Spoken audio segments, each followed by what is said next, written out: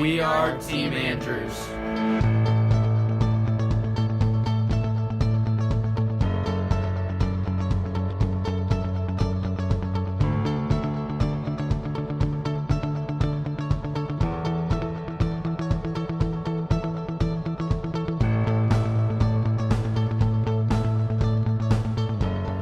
At first, it was a tad bit difficult to figure out the best way to collaboratively work on this project.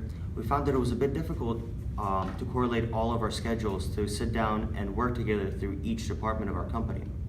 We found that even though every single one of us had a specific department that we were in charge of, it was a lot easier for us to go through every single decision so that every group member had a proficient knowledge of each department. At certain points, we could not coordinate a good time to meet before the round decisions were due, so we ended up setting up a telephone conference between all of the group members, discussing all of our decisions and our strategy for the upcoming round.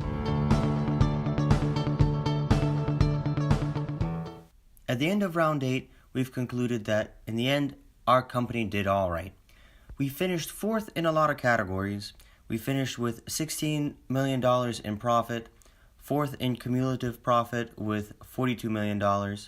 We've earned full points in leverage, had $16 million in return of sales, which was the 3rd highest, $42 million on return on equity, which was the 3rd highest, and $25 million on return on assets, which was the 2nd highest. Some successes that we've had as team managers are a strong low-tech market share, good leverage, and digging ourselves out of an emergency loan that we faced in round 3. Some challenges we faced were incorrect forecasting for future rounds. This led to overproduction that resulted in high inventory carrying cost. This also didn't let us remain in the range for a full plant utilization credit. I quickly realized how important accurate sales forecasting is for success of the company. It interests me how all the separate departments were connected and worked together as a whole. It was extremely intriguing to see how other groups' decisions directly impacted our results and our future decisions. I enjoyed all of the teamwork the Capsim simulation required from each individual to manage and operate each department of our business.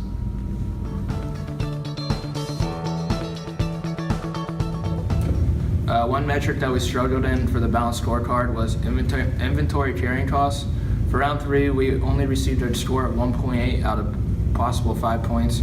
This was a section that we've been losing many points and profits on. In round 3, we made a mistake of purchasing too much inventory, and we had a significant amount of inventory to carry over to round 4, which was very expensive. We were extremely aggressive with our plant improvements at the end of round 2 and produced a significant amount more in units than we did from the previous round. Because of our massive inventory, we were not able to sell even close to all of it, causing us to have to pay high inventory carrying costs. We then, the next round, still overproduced, which again caused us to have to pay high carrying costs. The next round, we learned our lesson and sold off some of our capacity.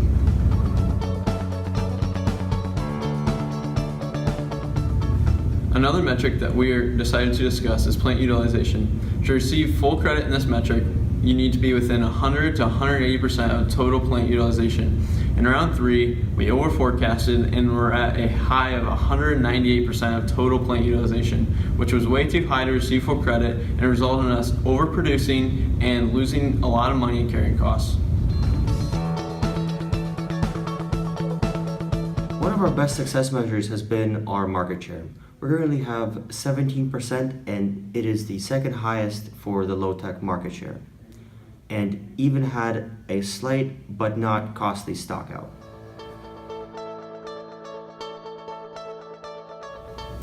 Each round, the minimum stock price to receive full credit rises. For round 1, we needed a stock price of $18 or more to receive full credit, and we only received a 6.2 out of 8. Our round 1 stock price was $11.17. At the end of round 7, our stock price was $37.50. We needed a stock price of $90 or more to receive full credit, and we received a 3.8 out of 8. Other than one bad round, our stock price saw an increase each round. We started round 0 with a stock price of $11.17, and we were up to $19.22 at the end of round 2 before we saw a decrease of $11.68. After round 3, we steadily increased from $7.54 and ended round 8 with a stock price of $59.04.